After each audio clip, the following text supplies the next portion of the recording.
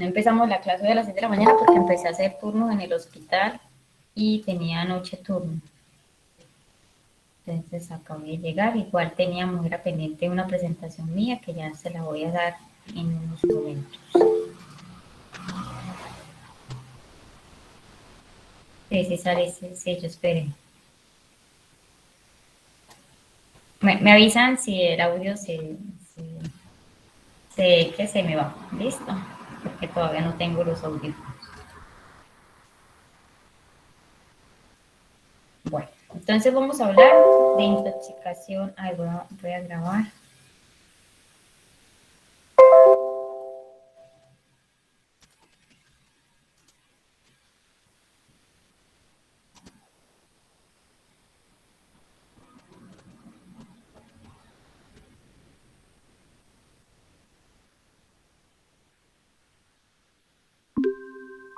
Listo. ¿Están viendo mi presentación? Hola. Sí, profe. Listo. Bueno, entonces vamos a hablar en estos minutos, vamos a hablar algo de intoxicaciones y lo que nos decía el contenido programático, que era hablar puntualmente sobre intoxicaciones con paraquat e intoxicaciones con organofosforados, que esa la estoy viendo en el primer corte, que estoy viendo organofosforados y carbamatos, ¿cierto? Entonces, el día de hoy vamos a hablar sobre intoxicaciones de paraquat e ingesta de cáusticos. Bueno, entonces, el paraquat es un herbicida y vea que cuando estaba buscando la información encontré este comunicado del Ministerio de Agricultura en el cual se prohíbe de la importación y registro de paraquat. Dice así que el ministerio anunció el 14 de julio del 2020 que estaba prohibida la importación y el registro de herbicida paraquat, un compuesto, presente en 18 formulaciones de plaguicidas registrados en el SENASA, y que solo iban a estar permitiendo el tránsito de esos componentes hacia Perú. Es decir, que según esta información, los herbicidas tipo paraquat se encuentran como tal prohibidos en nuestro país. Pero la industria, pues eso fue en el 2020, no sé si todavía lo estén utilizando o no, y previamente como estaba legalizada su utilización, estos compuestos tipo herbicidas que son muy buenos para la parte agrícola, ¿cierto? Porque me ayudan a combatir las plagas, ¿cierto? De la cosecha. Las personas lo utilizan para hacerse daño o se pueden ocasionar un daño accidental, y eso principalmente en los niños. ¿Por qué? Porque aunque vengan en un recipiente especial estos plaguicidas, las personas pueden depositarlos en recipientes comunes como una botella de gaseosa, una botella de un jugo, y las personas que tengan algún déficit cognitivo, los niños, los pequeños, que no tengan como tal conocimiento del peligro como tal, y como no está rotulado el envase, se ingiere fácilmente. Entonces, al hablar específicamente de paraquat, hablamos que es un herbicida de contacto. ¿Qué quiere decir? Están llegando. Es un herbicida de contacto, que quiere decir que cuando toca como tal la materia como tal orgánica, pues va a tener sus efectos, ¿cierto? Fue escrito en Gran Bretaña en 1958. Sus componentes químicos, su fórmula química es esta que vemos acá en la diapositiva. Y vemos que tenemos un anillo que en su parte periférica tienen tanto nitratos como carbono, ¿cierto? Y tienen 2 cloros. ¿Qué características importantes tienen? Que cuando miren que entra en contacto con las superficies, es de una coloración verde, y existen unas pruebas para determinar la presencia de paraquat a nivel de la orina, en el cual aplicando ciertos reactivos que nos decía como tal la guía, si el tubo de ensayo con el líquido se ponía de este color como verde oscuro, nos hablaba de la presencia del paraquat. Esta que está acá al lado es una...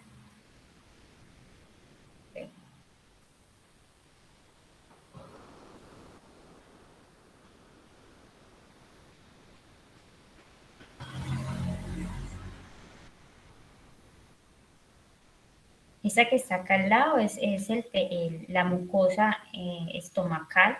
Mire que cuando entra en contacto como tal con la superficie de ella, causa unas lesiones que van a llevar a una necrosis y se caracterizan por ese tinte de coloración verde.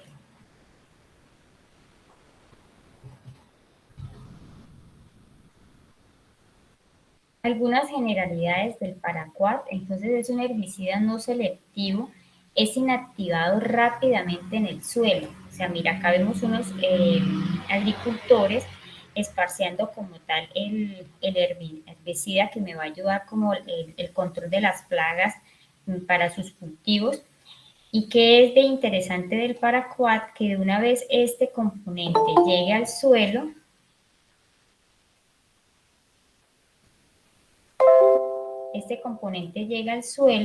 lo que nos habla es que se inactiva rápidamente cuando se adhiere fuertemente a las arcillas o a la tierra como tal. El saber esto es importante para una de las terapias como tal que se tienen en las intoxicaciones con paraquat, es aplicar una tierra que es una arcilla que se ingiere. ¿Para qué? Para hacer como neutralización o inactivación del veneno. Dada su hidrosolubilidad, la vía principal de absorción va a ser por la vía oral. ¿Eso qué quiere decir? Que estos campesinos que están acá, que están esparciendo, ellos se están protegiendo de todas maneras para el contacto con este herbicida, pero es poco probable, como es tan hidrosoluble, es tan poco probable que se absorba a través de la piel, ¿cierto? Y que el principal mecanismo para causar daño o, o, o hacer como tal intoxicación es a partir de la ingesta oral, porque es muy hidrosoluble. Una vez absorbido, su persistencia en el torrente circulatorio es corta porque se adhiere y se acumula en algunos tejidos, principalmente el órgano blanco para esta intoxicación es el pulmón. ¿Y qué es lo que me va a llevar? Este herbicida, al tener el contacto con el oxígeno, me va a formar más radicales libres, y eso me va a llevar a unas lesiones pulmonares, como lo que tenemos acá en esa placa de toras, donde vemos que existen unas opacidades bilaterales, ¿cierto? De un compromiso pulmonar que es extenso, y que esto es secundario al daño que produce el tóxico con la presencia de oxígeno.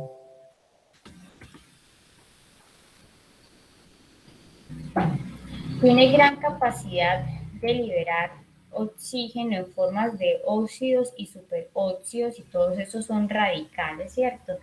Hace una peroxidación de los lípidos, puede nuevamente liberarse en radicales en contacto con el oxígeno, y es por este mecanismo fisiopatológico, y sabiendo que su órgano blanco es el pulmón, a estos pacientes que han tenido intoxicación con paraquat se les debe hacer un seguimiento muy puntual de la parte respiratoria y se debe de restringir la utilización de oxígeno, ¿cierto? Como medida inicial de la secuencia de reanimación del ABC, de poner oxígeno en las primeras etapas. ¿Por qué? Porque la presencia de oxígeno y al poner usted más oxígeno va a aumentar la posibilidad de formar más radicales libres y esto me va a llevar en las próximas semanas a causar fibrosis como tal del tejido pulmonar.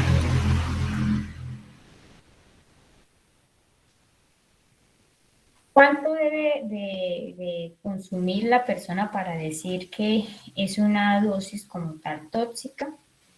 Vea que es muy potente el herbicida y dice, en el texto decía que en pequeñas dosis de entre de 10 a 20 mililitros pueden ser letales para las personas y que vamos a clasificar a la intoxicación como tal en 3 grados.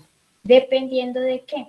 Dependiendo principalmente de las manifestaciones clínicas, porque muchas personas no le van a llegar a decir, ay, sí, yo me tomé 20 miligramos por kilo de Paraquat, o yo me tomé 40 miligramos por kilo de Paraquat.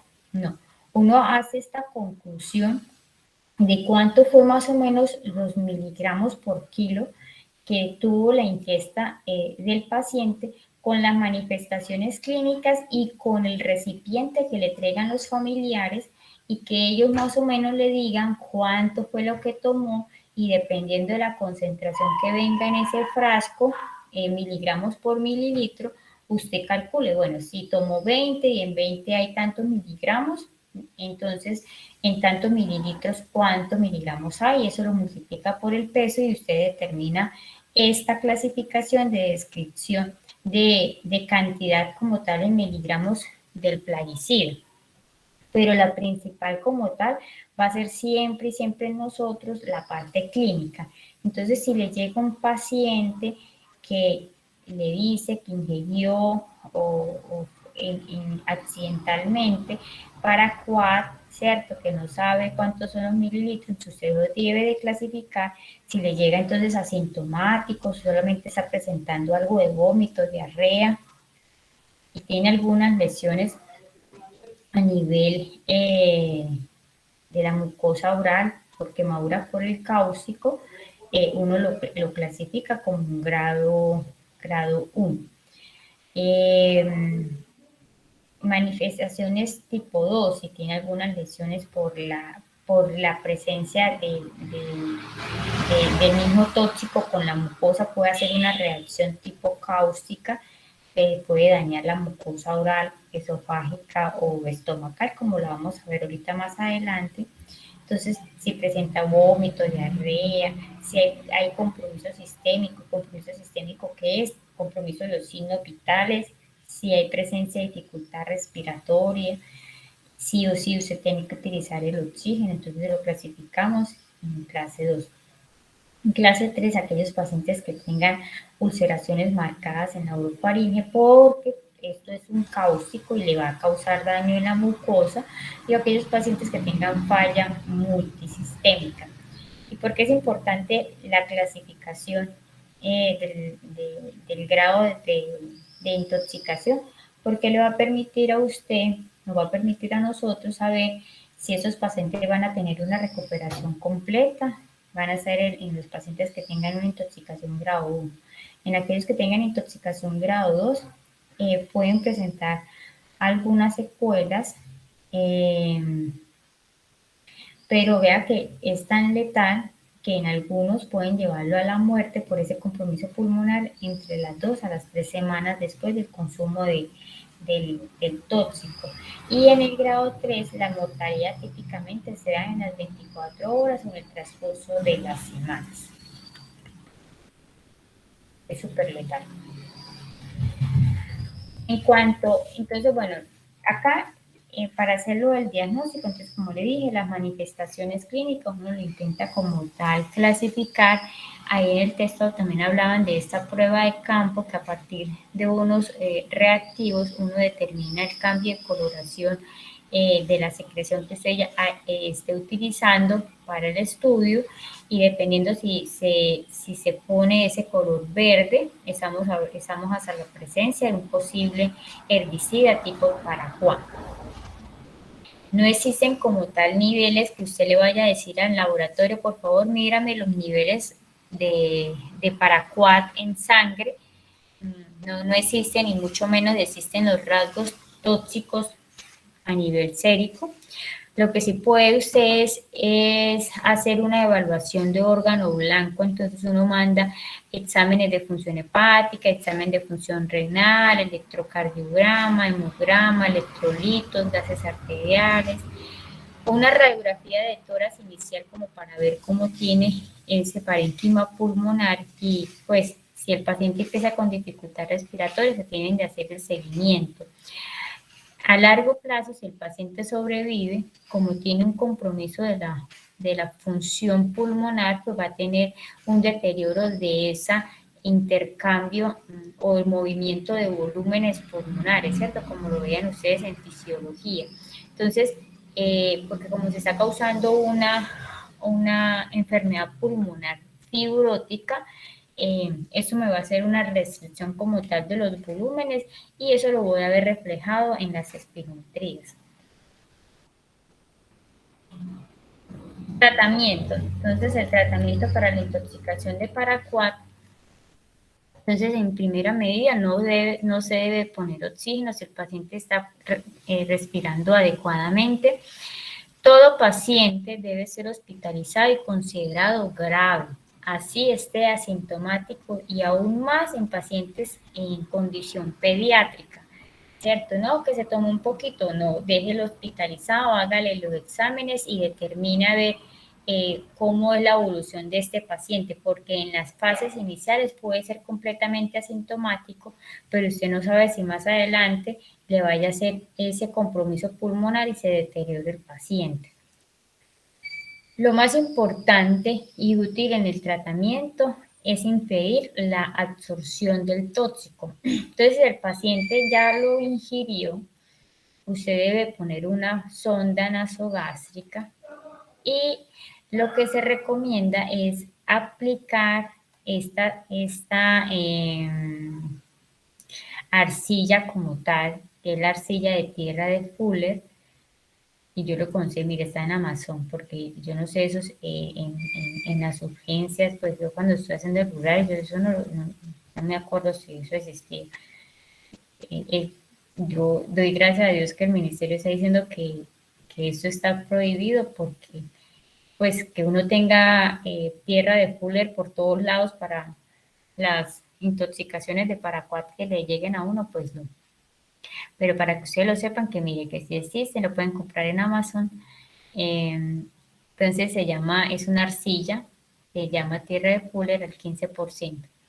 ¿Y cómo se hace eso? Entonces, así dice que el contenido del tarro se diluye en 40 centímetros de agua, y que en adultos usted puede pasar por esta sonda nasogástrica hasta 1 litro de la suspensión.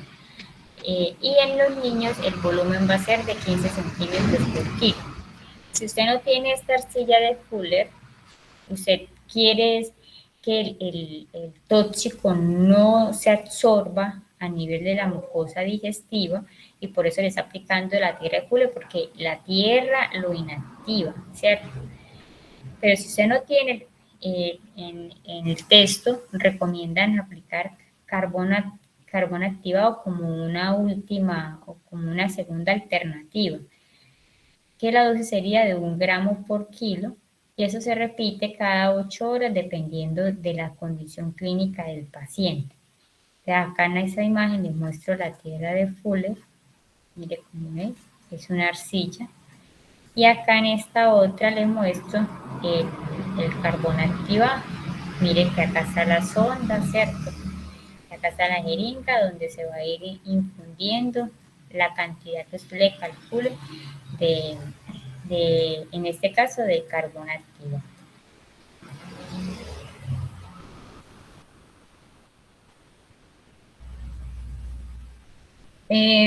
Como si usted está poniendo un carbón activado, pues eso no se va a absorber, ¿cierto? Y usted lo tiene que eliminar del intestino. Entonces, cuando uno utiliza carbón activado, debe utilizar un catártico. En el libro lo que recomienda es el sulfato de magnesio o la sal de Epsom. La dosis en los niños, en los adultos va a ser de 10 a 15 gramos en un vaso y en los niños de 250 miligramos por kilo. Eso se aplica media hora después de haber administrado la tierra de Fuller o el carbón activado y repetir cada tercera o cuarta dosis de esto. Entonces, si usted sigue aplicando tierra de Fuller o carbón activado, se debe de estar aplicando como tal el catártico para asegurar que se vaya a eliminar por las materias, por la materia fecal, estos componentes que no se absorben a nivel del tubo, del tracto gastrointestinal. En aquellos pacientes que están súper graves y pueden entrar en falla renal, hay una recomendación de realizar hemodiálisis lo antes posible, pero ya eso se harían en centros de mayor complejidad. En el libro del Ministerio de Protección Social, que es de manejo de urgencias toxicológicas del 2018, ponen al grupo de toxicología de la Universidad de Antioquia, que ellos ponen como unas recomendaciones o un plan de una propuesta de tratamiento, como están a la incertidumbre, ¿cierto? Porque no se saben qué poner y uno en el desespero quisiera ponerle de todo para que el paciente sobreviva de la mejor manera. Entonces ellos proponen que para evitar esa absorción rápida y circulación del tóxico a nivel sistémico, poner un beta bloqueador para disminuir como ese reflejo simpático, ¿cierto? Entonces, poner un beta bloqueador, entonces proponen poner propanolol 40 miligramos cada 6 horas por 20 días. Como un antioxidante, indican como tal la N-acetilcisteína. Ellos ahí dan unas opciones de dosificación oral, si el paciente tolera la vía oral, o hay también unas dosificación para tratamiento endovenoso. La idea es llevar estos tratamientos a los 20-21 días. También poner vitaminas, tanto A, C, A y E, también como tratamiento antioxidante, furosemida y principalmente en aquellos pacientes que se encuentren en falla renal o que tengan oliguria, que es disminución de la diuresis. También ponen como una dosis estándar y la colchicina para tratar como el proceso fibrótico que se produce a nivel del pulmón. Entonces ellos recomiendan aplicar 0.5 miligramos cada 8 horas. Estas son recomendaciones de expertos, esto no tiene evidencia. Bueno, ellos ahí mencionan que hicieron un estudio, eso lo más probable es que lo hayan hecho en San Vicente. Entonces hicieron un estudio con unos pacientes por un año que tuvieron intoxicación por paraquat y aplicaron este pentaconjugado, porque tienen 1, 2, las vitaminas 4, 5, 1, 2, 3, 4, 5, el pentaconjugado, que lo mencionan ellos, y que ellos veían que tenían como respuestas y disminución como el deterioro respiratorio de los pacientes. Entonces, como que le funciona, pero la muestra como tal es muy pequeña, como para dar una recomendación generalizada. Pero la guía colombiana los menciona a ellos. Listo. ¿Algún comentario, alguna pregunta respecto a esta intoxicación con paraquat? Uh-huh.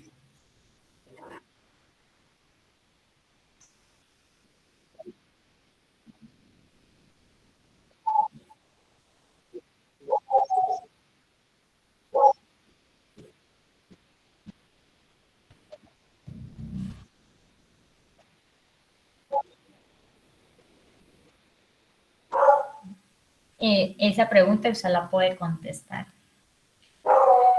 ¿cierto? porque mira que hemos estado hablando que el paraquat es más, es un químico que me va a causar más radicales libres y radicales libres de oxígeno. Entonces el órgano blanco va a ser pulmón, pero los órganos fosforados y los carbamatos, ¿cierto? Son colinérgicos. ¿Y qué es lo que me causan los colinérgicos? ¿Qué sintomatología me causan los colinérgicos?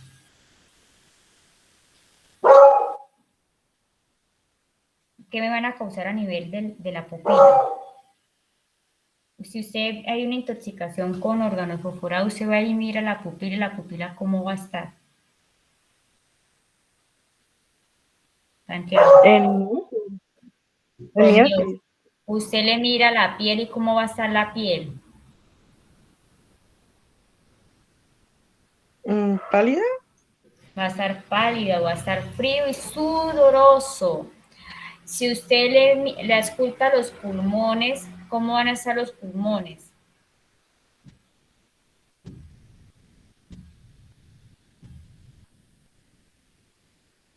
Va a tener broncorrea,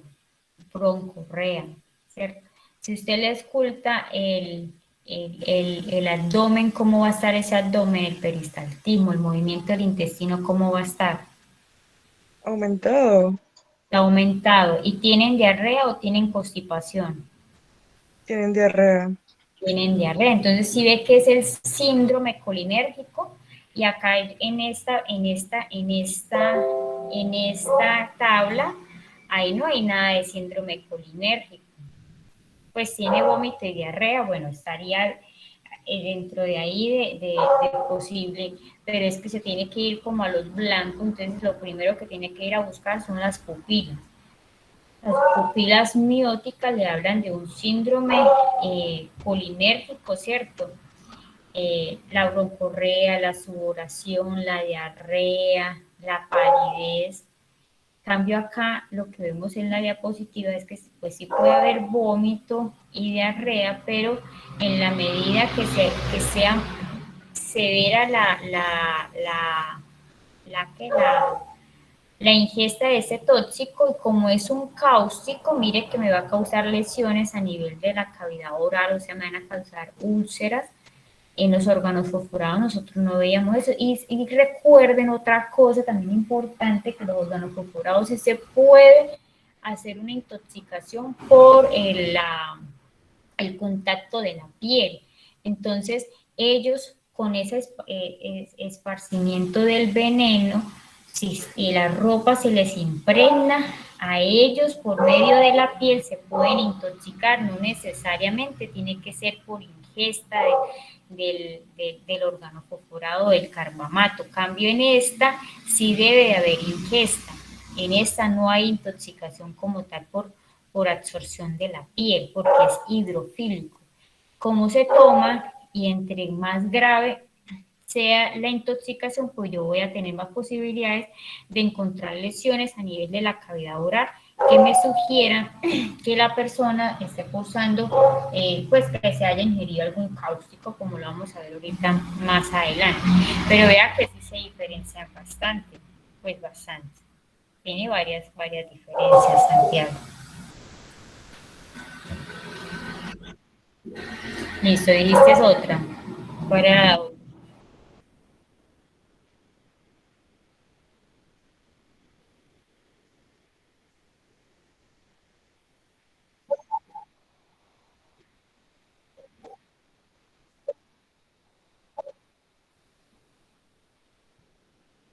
Sí, sino que el lavado gástrico, en este caso, como es para quad, lo que yo quiero es que algo se me una al tóxico, porque vea que él tiene una particularidad química que cuando se une a otros compuestos inertes se inactiva.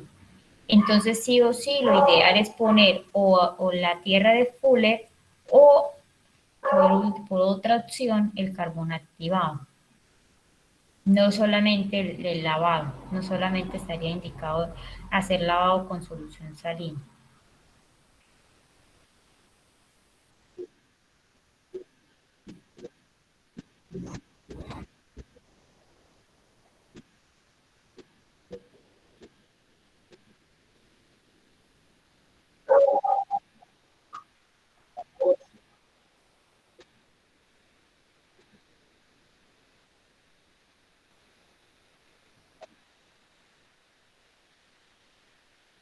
a la fisiopatología como tal de lo que, o sea, a la célula.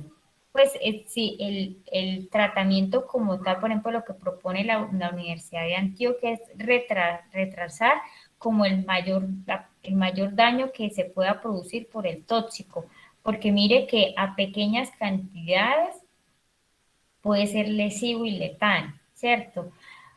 Lo que ingiere una persona adulta no va a ser, si ingiere 10 mililitros una persona adulta y si lo ingiere un niño de 2 años, pues va a ser más, esos 10 mililitros va a ser más tóxico para el lactante, ¿cierto? Eh, y las estrategias de ese pentaconjugado o del tratamiento farmacológico es retrasar que las células, y principalmente las células pulmonares, entren en apoptosis y que eso me vaya a formar después una fibrosis pulmonar. Eso es lo que se pretende con el tratamiento. Pero no hay un tratamiento como tal que me vaya a prevenir definitivamente ya el daño que se va a producir porque usted ingirió ese tratamiento, pues ingirió ese tóxico.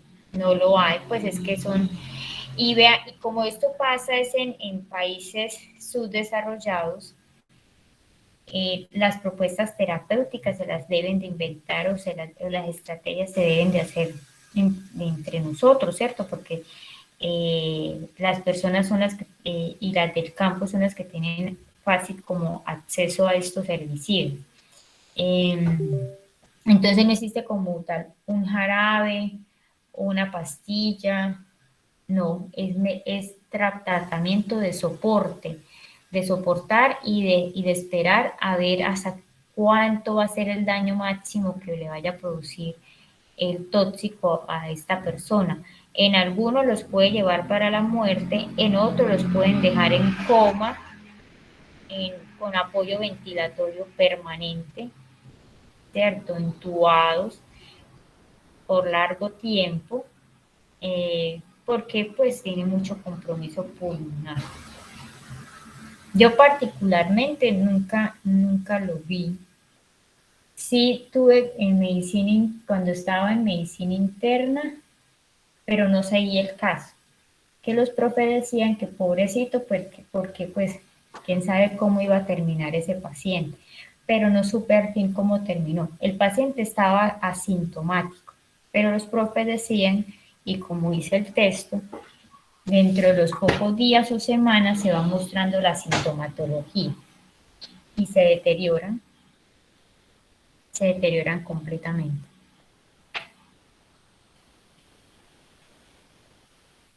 Sí, Santiago. ¿Listo? ¿Alguna otra pregunta de algún otro compañero? Profe, sí, yo quería preguntarte, ¿la dosis para carbono activado es la misma en pacientes pediátricos como en adultos? De 1 gramo por kilo. Sí, sí, es la misma para cualquier edad, ¿sí? No, me corchó. Venga, la busco. Venga, la busco.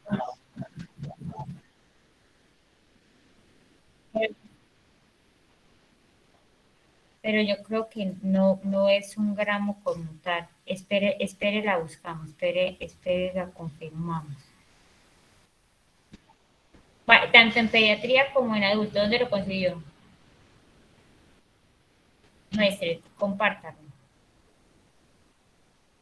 Vamos a ver si es Wikipedia.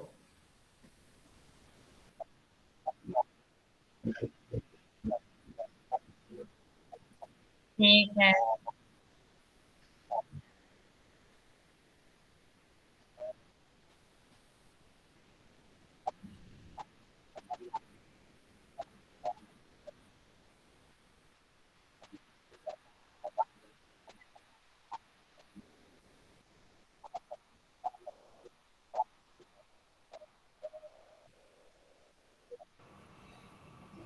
Pero, pero ese En la, ahí, en la Asociación Española de Pediatría está de 1 a 2 kilogramos por kilogramo.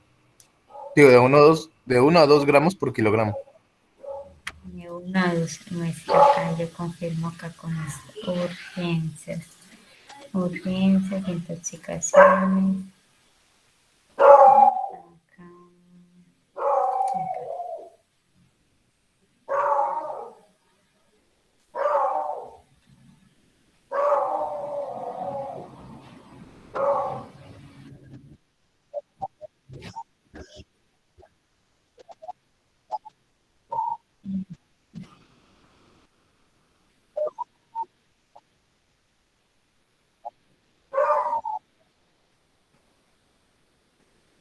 Dice, un gramo por kilo. Máximo 25 gramos en menores de 14 años y en mayores de 14 años máximo 50 gramos. O sea, como dosis máxima.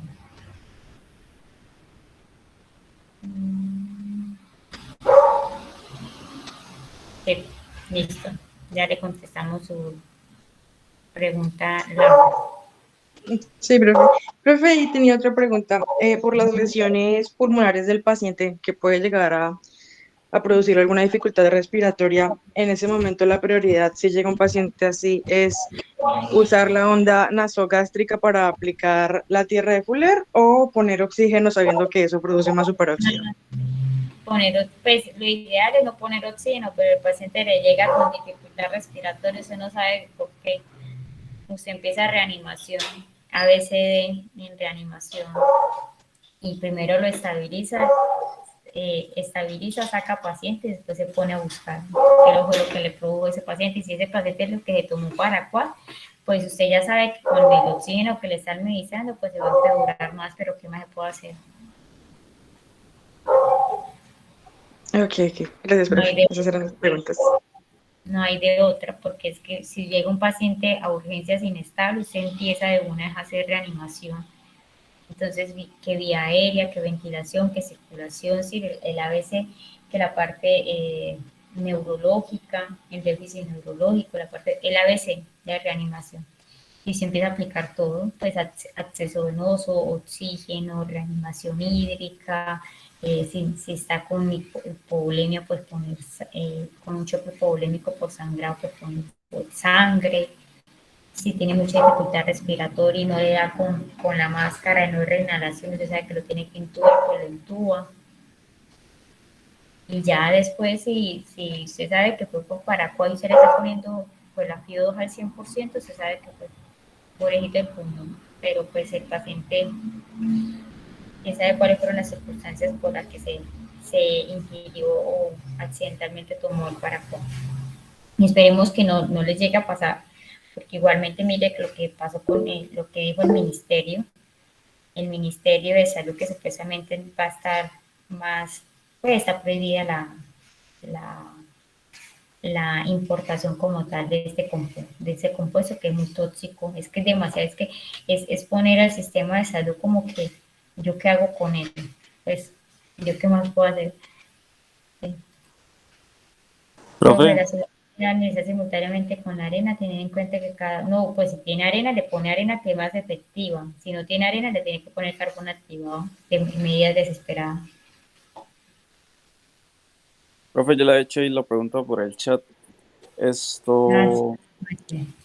que si solo las causas de intoxicación por paraquat es inhalación, que bueno, ahí Santiago me dijo que de inhalación no hay casos. Y yo ahorita le escuché que por contacto también se puede intoxicar, entonces serían solo ingestión y por contacto. No, entonces me escuchaste mal, porque es que Santiago me preguntó que cómo podía diferenciar la intoxicación de Ah, órganos ok, por fosforados, contacto era por los órganos fosforados. Ah, ok. y con Paraquat. Y yo le dije que con los órganos fosforados sí se puede hacer una intoxicación por absorción cutánea. Cambio con Paraquat, no. Con Paraquat, como es tan hidrofílico, no se absorbe cutáneamente, sino que lo tiene que ingerir. Que sí Claro, puede el comento causar es por una, ingestión. que sí puede causar una lesión por inhalación, pues tiene que tener, como te digo, pues yo no sé quién se va a poner a hacer vapor para coar, para que usted lo inhale, para que usted lo inhale. No creo. Porque ellos empiezan a esparcirlo, vea que en la esparción dicen que no hay como tanto riesgo de intoxicación. Y si la persona se pone a inventar, entonces se pone a hacer vapores, pues como eso es un cáustico, pues puede quemar la mucosa nasal, ¿cierto? Y todo el epitelio como tal del tracto respiratorio. Pero lo principal es que la gente se lo ingiere accidentalmente por ingesta. Vale, profe, gracias. ¿Listo? ¿Alguna otra pregunta, inquietud, duda?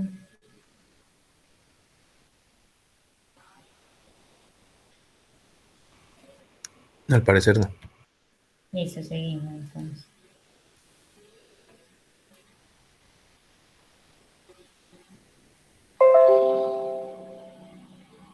Y vámonos con cáusticos. ¿Qué es eso de cáusticos? Entonces, ¿a quién llamamos cáusticos? A toda aquella sustancia que me vaya a causar una quemadura en el tejido, al tener como tal, tener uno contacto con esta sustancia. Los cáusticos pueden ser ácidos, como está acá, o alcalis. ¿Quiénes son los ácidos? Son aquellos que donan protones y que pueden causar lesiones cuando su pH sea menor de 7. Los álcalis son aquellos que aceptan protones y que causan un daño cuando su pH sea mayor de 11. Recordemos que ¿qué es el pH? Entonces, el pH es una solución es el logaritmo negativo de la concentración de iones de hidrógeno. ¿Eso qué quiere decir? Dice logaritmo negativo. Entre más bajo sea el pH, acá, así como entre más bajo sea el pH, mayor es la concentración de hidrogeniones. Y por eso se van a llamar ácidos, ¿cierto? ¿Quiénes están en este grupo? ¿Qué compuestos? Entonces, llamamos ácidos fuertes aquellos compuestos que tengan ácido clorhídrico, ácido cianhídrico, ácido sulfúrico, ácido nitrítico, ácido fluorhídrico. Y llamamos ácidos débiles, que quiere decir que no donan tantos protones. Está el ácido acético y el ácido ascórbico, que tanto se ve pues de venta libre en las farmacias y en las tiendas. ¿A quiénes llamamos álcalis? Entonces, está acá, mire, el amoníaco, el hidróxido de calcio, que es el cal, el hidróxido de sodio, que está la soda cáustica, que tanto utilizan en las cocinas para ponerlas brillantes y quitarles como todo esa parte quemada que se adhiere como tal a las cocinas. Está el hidróxido de potasio y el hipoclorito de sodio, que es el hipoclorito, ¿cierto? Que tenemos en la casa. Ahí están eso lo deben de tener por ahí como a la mano, ¿cierto? Para que usted diga, ay, bueno, esto es un ácido, esto es un alcalis. Listo. Bueno. Hay otros compuestos que son oxidantes y que también pertenecen al grupo de los cáusticos porque al tener un contacto con la mucosa la pueden dañar. Entonces, en ellos, ¿quiénes están? El permanganato de potasio y el agua oxigenada.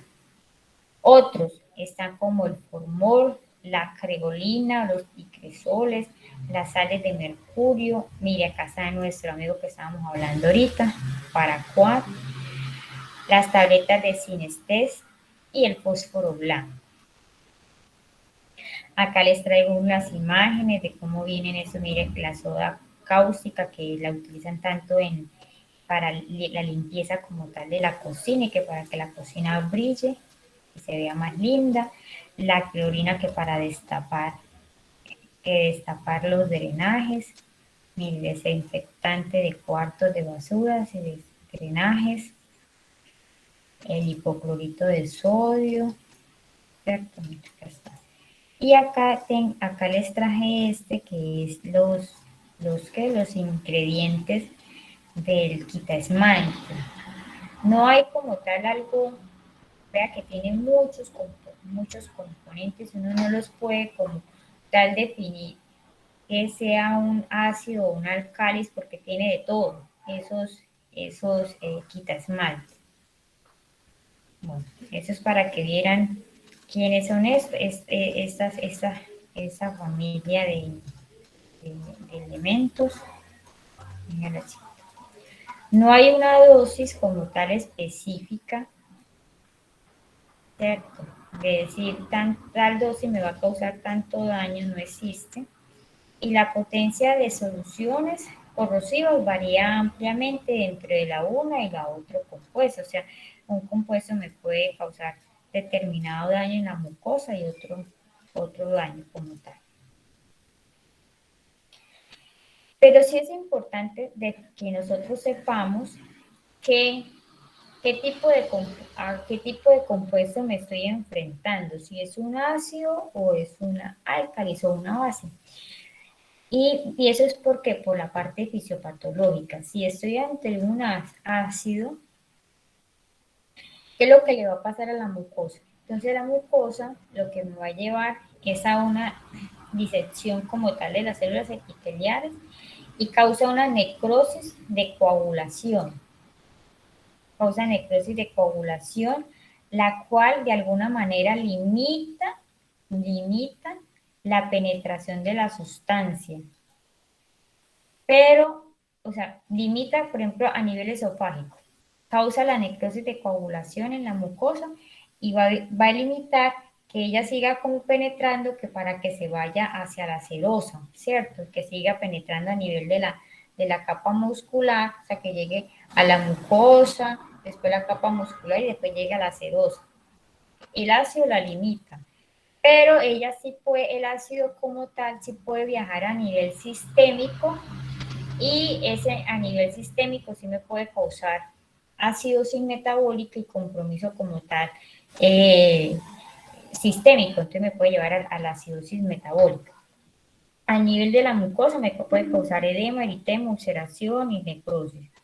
También puede haber un espasmo pilórico y recuerden que el píloro es la parte por donde pasa el alimento del estómago hacia la primera porción del duodeno.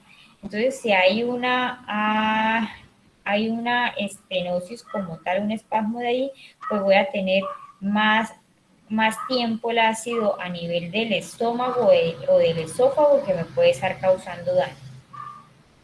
¿Qué pasa con el álcali? El álcali tiene una fisiopatología diferente de causar daño. Él lo que produce es una desnaturalización de proteínas, destrucción de colágeno, saponificación de los lípidos, emulsificación de la membrana celular y trombosis transmural. Mire que él sigue penetrando, o sea que hay más riesgo y causa una necrosis por licuefacción. O sea que hay más riesgo, en las dos hay riesgo de perforación del órgano, ¿cierto? Pero en el álcali sí que hay más riesgo aún por el tipo de necrosis que está causando, porque sigue penetrando y usted no sabe en qué momento pues vaya a parar la acción de esta base a nivel de la mucosa digestiva, ¿sí? En esos pacientes que han ingerido cáusticos, la recomendación es hacer una endoscopia en las primeras 24 horas para evaluar cuál ha sido como tal el daño y las quemaduras que se han producido principalmente a nivel del esófago. Y si el paciente no se logra durante este tiempo estipulado a realizar la endoscopia, se debe de esperar, aunque sea 2 semanas, como lo vamos a ver más adelante, para volver a intentar hacer la endoscopia, porque si se hace después de determinadas horas va a haber un mayor riesgo de que usted le cause una perforación esofágica a ese paciente. La clasificación endoscópica por los hallazgos que se vean a nivel endoscópico, entonces usted lo puede tener en 4 grados la quemadura. Primer grado, existe una hiperemia y edema en la mucosa, como lo vemos en la primera imagen. En el segundo grado va a haber hemorragia limitada, exudado, ulceración y formación de pseudomembranas, como lo vemos acá en la... venga, pongo acá. Como lo vemos acá, ¿cierto? Y acá, con esas membranas blancas. En el grado 3 hay espacelo de la mucosa, úlceras profundas, hemorragia masiva, obstrucción completa de la luz. Mire que acá está fluyendo como tal la luz por el edema que se está producido o carbonización, ¿cierto? Como pone como este color así como negro, blanco negruzco.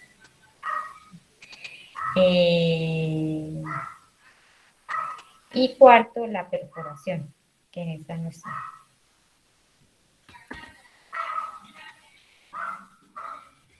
Entonces, ¿qué es importante? Entonces, a nivel de las fases iniciales, cuando la persona ha ingerido un cáustico, uno lo que va a preguntar es por la sintomatología de la quemadura. Entonces, van a tener dolor a nivel de la cavidad oral, van a tener cialorrea, que es la eliminación de saliva constantemente, no van a querer ingerir ningún alimento, le va a estar doliendo la parte retroesternal por el esófago, pueden tener dolor a nivel del epigastrio, que es acá a nivel central superior del abdomen, pueden tener vómito, pueden tener náuseas, ¿sí? Después pasan a la segunda fase, que es a las 24 a 48 horas, que puede haber un mayor compromiso sistémico o riesgo de perforación de la víscera, y ya la fase de cicatrización, que generalmente se da después de la tercera semana.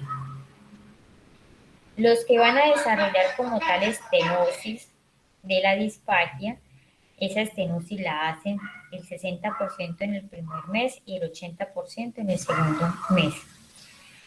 Si no hacen disfagia, que es la dificultad para tragar, para deglutir, si no se presentan en los 8 meses posteriores a la quemadura, es improbable que se desarrolle como tal esas estenosis a largo plazo.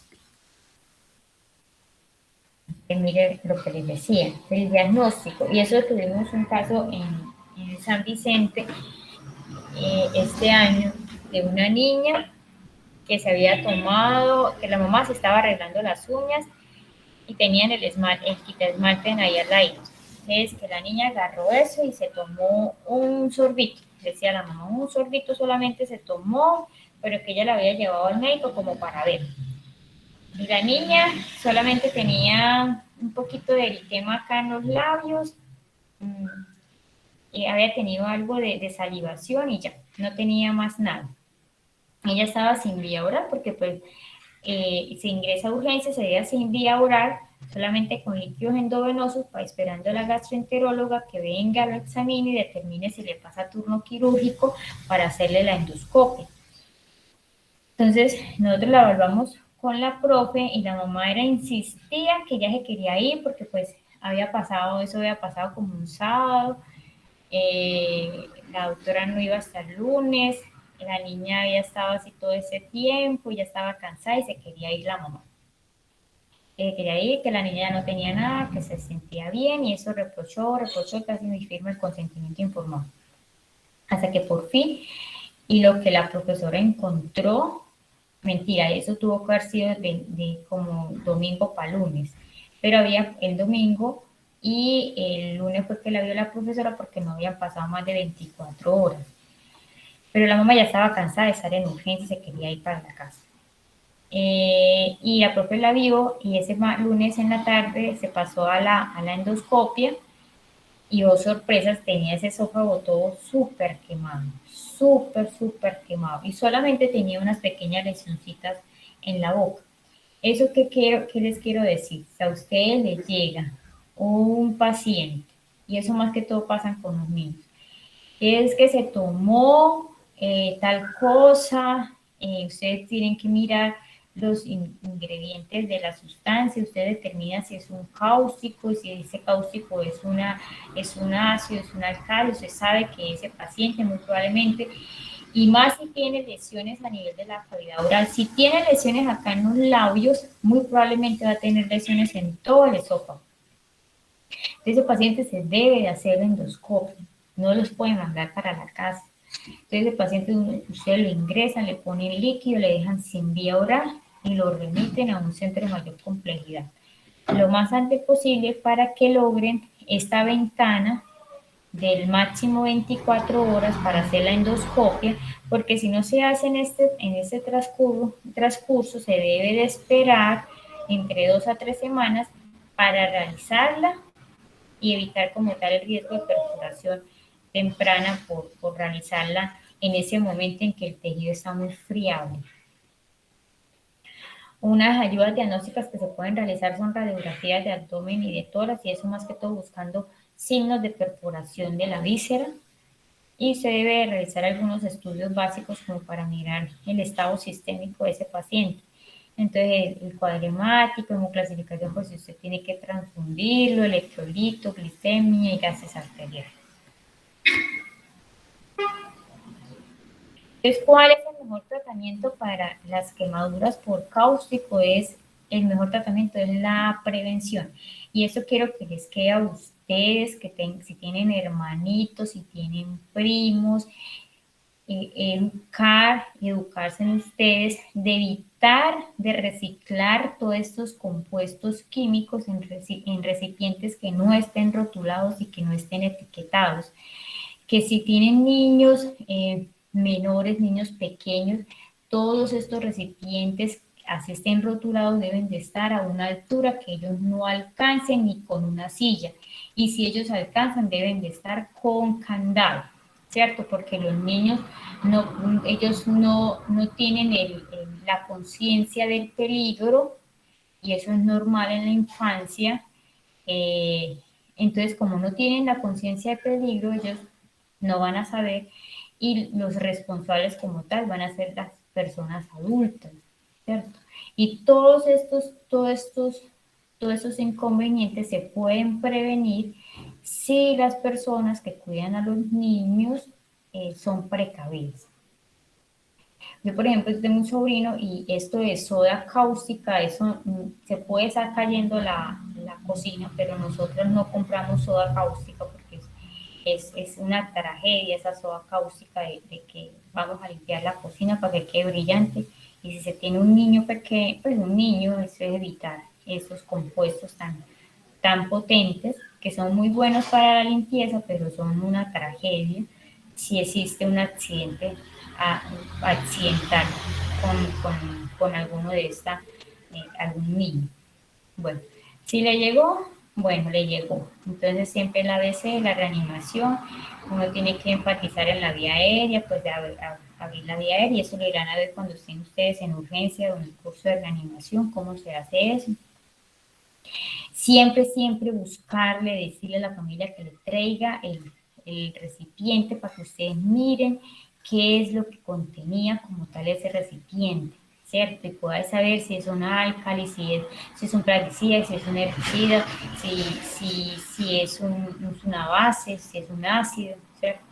Nunca inducir la emesis. Muchas guías hace como una década indicaban que producir vómito, y nunca en ninguna intoxicación se induce el vómito, porque eso puede causar más daño en la mucosa o puede hacer una broncoaspiración que se le vaya eso para los pulmones y se empeora el cuadro clínico. Entonces nunca en ninguna intoxicación van a inducir el vómito. Siempre se debe dejar sin vía oral y por ende pues se deja con líquidos endovenosos para que el paciente no se deshidrate. Y lo ideal es hacer la endoscopia en las primeras 12 horas, máximo 24. Si no se logra en esta ventana, pues se realizaría después de los 21 días de la ingesta. Está contraindicado en este caso la utilización como tal del lavado gástrico o carbón activado, porque eso me puede llevar a mayor lesión de la mucosa o que si usted puso un ácido y vamos a ponerle una base para poder neutralizar y sacar una sal, nunca, no vayan a ponerse a hacer eso.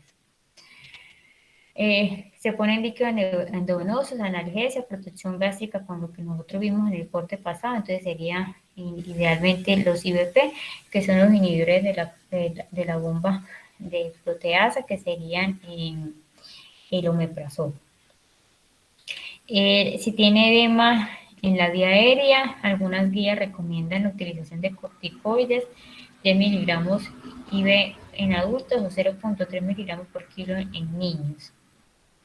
Se inicia la dieta, mira que queda sin dieta, entonces mire que se va a iniciar dieta de 6 a 7 días, entonces es un paciente que no se puede dejar solo con líquidos. Es un paciente que muy probablemente va a requerir nutrición por la vena, nutrición parenteral, hasta que ya se pueda dar una vía enteral de acuerdo con la evolución del paciente. A nivel ocular, algunas recomendaciones puntuales.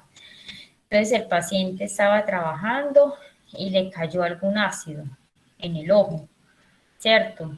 Entonces, ¿cuál es la recomendación como tal? Entonces, primero aplicar un analgésico, vea que en urgencias uno tiene mucho que se llama alcaína, que es proximetacaína, clorhidrato, o sea que es un anestésico local, o sea, uno primero lo pone para que el paciente se aguante el lavado, porque si no, no se va a aguantar el poco de lavado que usted le va a hacer. Entonces usted le pone anestésico para que él se aguante, que usted le debe estar aplicando solución salina entre 30 a 2 horas. Aplícale y lave ese ojo. Si tiene mucho dolor, pues aplicar analgesia endovenosa. No se debe neutralizar nunca con sustancias químicas. Se debe ocluir el ojo con algún parche. Acá dan una recomendación, si la quemadura era con ácido fluorhídrico, se recomienda irrigar el ojo con solución de gluconato de calcio el 1%, eso lo encontrarán en la urgencia, pero eso no se encuentra en esas bolsas de solución salina, no sé cómo se haría para estar irrigando 20 a 2 horas con este compuesto.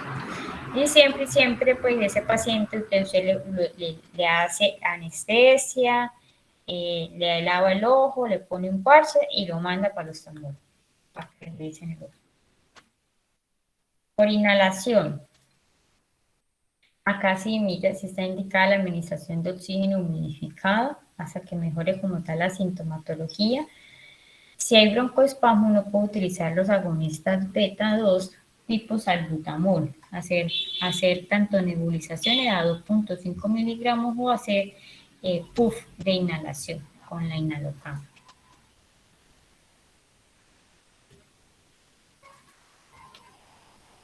Pronóstico, mire por qué es tan importante y les digo que deben de prevenir al máximo estas circunstancias, y más que todo en algunos de sus familiares.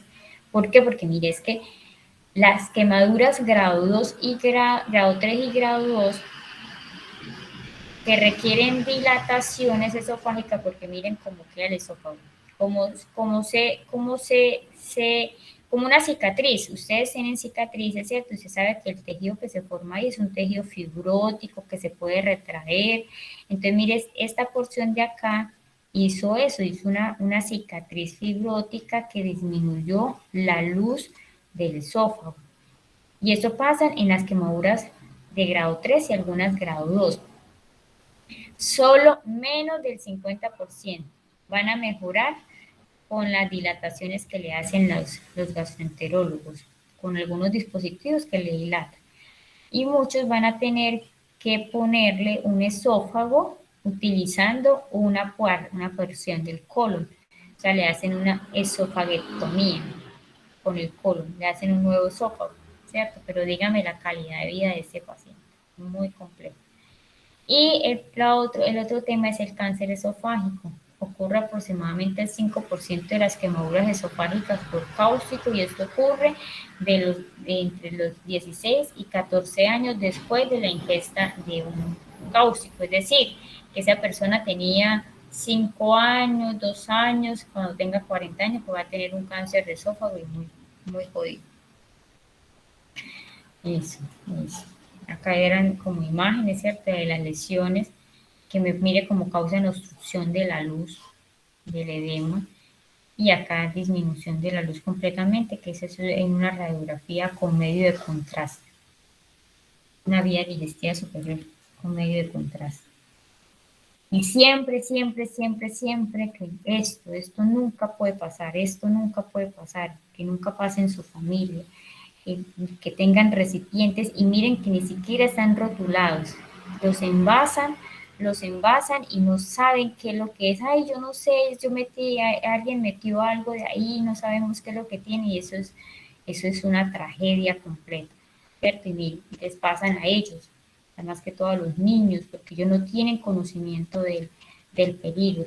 Entonces, por favor, si tienen algunos recipientes con algunas sustancias de limpieza y particularmente limpio, eso debe estar súper alto y no debe estar al contacto de los niños, ¿cierto?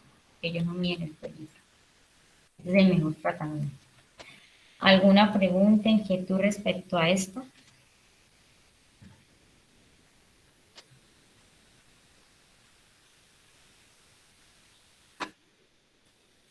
¿No? Bueno. Listo. Como ya he visto que a ustedes les gusta ver tantos videos en YouTube, en la página de la Universidad de Antioquia tiene varios videos y son clases muy académicas. Así en teofísico no hay mejor que lo explique un toxicólogo, ¿cierto? Entonces uno aprende mucho más ahí. Y leer los capítulos como tal del libro de toxicología de la Universidad de Antioquia, que es también en la página, es el capítulo 17, 18 y 19, ¿cierto? Este de acá, este video, eso le queda para la vida, y se lo van a leer y se lo van a ver, lo voy a publicar. Es de una toxicóloga de la Universidad de Antioquia. Ella es muy curiosita, muy chistosita, y es bastante académica, y es muy didáctica, y muestra muchas imágenes, tanto de las características de las serpientes, la epidemiología a nivel de Colombia, y las manifestaciones clínicas, y qué es lo que hay que hacer de una forma práctica. Entonces, ahí les queda el link. Y acá está como tal para que a ver si le toman pantallazo para que estudien esa parte.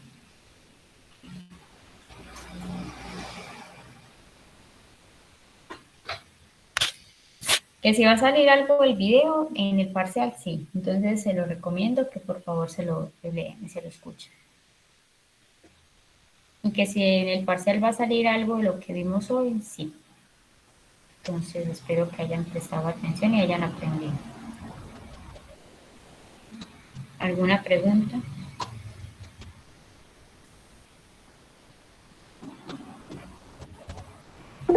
Nada, doctor, claro. Voy a tomar un último pantallazo.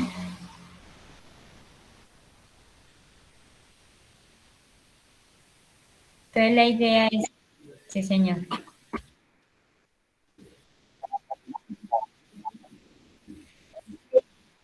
Sí, sí, es lo mismo.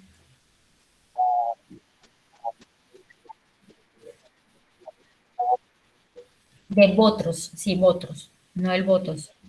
Porque Botos es la de la toxina botulínica. Botros es la serpiente botrópica, que es una de las más prevalentes en Colombia. Es la misma serpiente Botros, mira.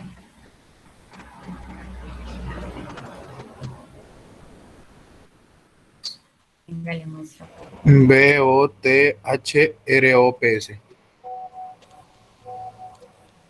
Mira. O cuatro narices, que le dice. Cuatro narices, mapaná, Botros. es el accidente ofídico más frecuente, junto con los crotálicos,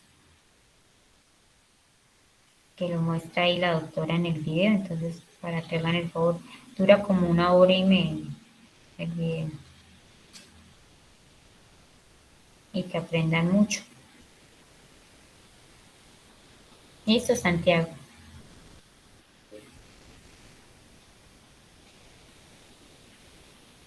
¿Alguien más tiene alguna duda, inquietud que aclarar? Mañana tienen el día para que sigan estudiando. Ya el viernes nos vemos entonces a no sé si a las 6 o a las 7, no sé si llegas a tener turno sería después, pero si no, pues ahí miramos a ver si se puede a las 6 o a las 7. Lo que sí les pido por favor es que tengan una buena conexión, que tengan una buena cámara, y los que no puedan hacer el parcial ese día, el parcial entonces sería oral para aquellos que no tengan posibilidad de hacerlo ese día. Entonces, por favor, revisen sus computadores, su conexión. Si ese día los van a tener una cantidad de familiares en su casa, les piden el favor que no se conecten porque ustedes necesitan esa red de Wi-Fi full para ustedes. Quedamos entonces de que íbamos a hacer el quiz. Como le dije nuevamente, el quiz va a ser algunas preguntas de selección múltiple y otras de selección abierta. El quiz es del sistema cardiovascular, ¿cierto? Y el parcial es tanto antimicrobianos, sistema cardiovascular y lo que acabamos de ver hoy junto con lo de accidente ofídico. Como han tenido ya mucho tiempo para estudiar el resto, el que se gasten 1 hora y media para ver el video no les va a quitar mucho. Aparte, mañana van a tener todo el día para eso, pues todos no se tienen clase, pero las 3 horas que tienen conmigo de académicas, pues la dispondrán para estudiar ustedes. ¿Cuántas preguntas? Van a salir, yo creo que más de 40 preguntas. El tiempo estipulado por cada pregunta va a ser de 40 segundos. Todos deben de tener la cámara encendida, centrada, nada de estar moviendo la cabeza por un lado y para el otro. Ya, son como las recomendaciones nomás. Depende de cuántas preguntas salgan, pues en mí calculamos cuánto tiempo es el que se van a tener para el parcial. El parcial todo va a ser de selección múltiple.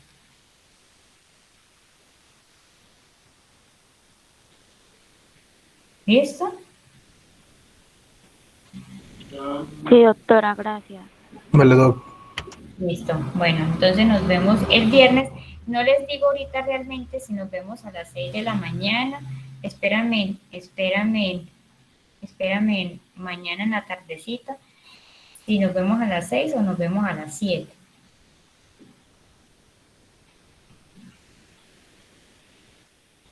Pero sí les pido que por favor hoy y mañana organicen esos computadores y esa conexión de internet, pues que tengan dificultades.